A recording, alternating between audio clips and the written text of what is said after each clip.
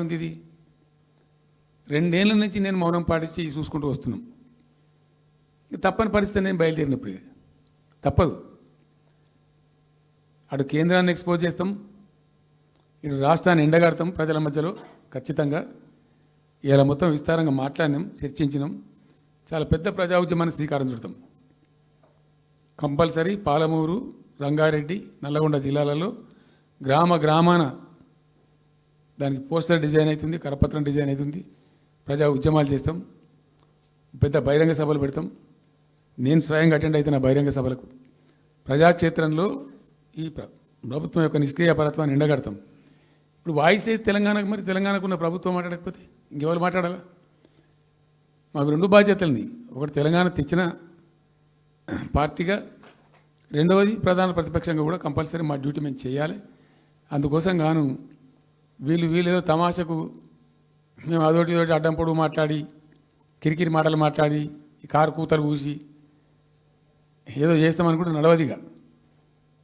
ఈ ఏడాది దాకా వేరే కథ, రేపటి నుంచి వేరే తోలు తీస్తాం ఎక్కడికక్కడ. ప్రజలు ఖచ్చితంగా ఎక్కడికక్కడ నిలబెట్టే ప్రయత్నం చేస్తాం. అడుగున చెక్ చేస్తాం, ప్రతి విషయంలో చెక్ చేస్తాం. Sufficient time we have given. మేము తొందరపడి మేము ఎందుకు కన్నెర్రాయి, మా ప్రభుత్వం పోయింది వీళ్ళు వచ్చిండ్రు అనేటువంటి ఒక పిచ్చి అయ్యి అట్లా మేము చేయలే, అటువంటి వాడికి పోలే. ఇష్యూల మీద పోరాడుతున్నాం, ఒకే ఫీజు రియంబర్స్ మీద పోరాడుతున్నాం, ఇంకోటి పోరాడుతున్నాం. రకరకాల భూదందాల మీద, దోపిడీ మీద, చెర్ల మీద పోరాడుతున్నాం. పార్టీ కొట్లాడుతున్నది, తప్పదు కాబట్టి కొట్లాడుతాం. ఇప్పుడు మొత్తం మొదటికే ముప్పొచ్చే పరిస్థితి ఉంది. అటు గోదావరి మీద అరాకిరి చేసి చంద్రబాబు నాయుడు, ఏపీ ప్రభుత్వం నల్లమల సాగరు, ఈ సాగరు, ఆ సాగరు, అటు గోదావరి దోపిడీ జరుగుతూ ఉంటే దాని మీద సప్పులు లేదు. ఇటు కృష్ణలో ఇంత ఘోరంగా పాలమూరు ఎత్తిపోతల మీద దీని మీద సప్పులు లేదు. మరి ఎవరి ప్రయోజనాల కోసం ఉన్నట్టు రాష్ట్ర ప్రభుత్వం? ఏం చేయడానికి ఉన్నట్టు? ఏం జరుగుతున్నట్టు ఈ రాష్ట్రంలో? కాబట్టి ఎట్టి పరిస్థితుల్లో నేనే స్వయంగా రంగంలో దిగాలనుకున్నా. దిగినాం. ఈరోజు డిసిషన్ అయిపోయింది. 2-3 రోజులలో, 2-3-4 రోజులలో, రాబోయే 3-4 డేస్లో ఆయా జిల్లాల నాయకులతో సమావేశమై ఖచ్చితంగా చాలా పెద్ద ఎత్తున అక్కడ గ్రామానికి డప్పు కొడతాం, మొత్తం సభలు పెడతాం. కవులు, గాయకులు, కళాకారులు అందరినీ తట్టి లేపుతాం. మీ పత్రికా విలేకరులను కూడా రిక్వెస్ట్ చేస్తాం.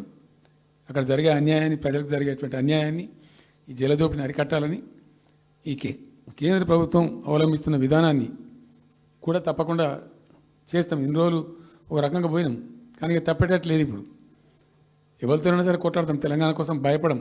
యాందాకైనా పోతాం, ఈ కొండ మీద గోపైనా సరే కొట్లాడతాం, తప్ప ఇడిచిపెట్టాం. ఇక్కడ ఏమి ముఖాలు చూసేది కానీ ఇంకోటి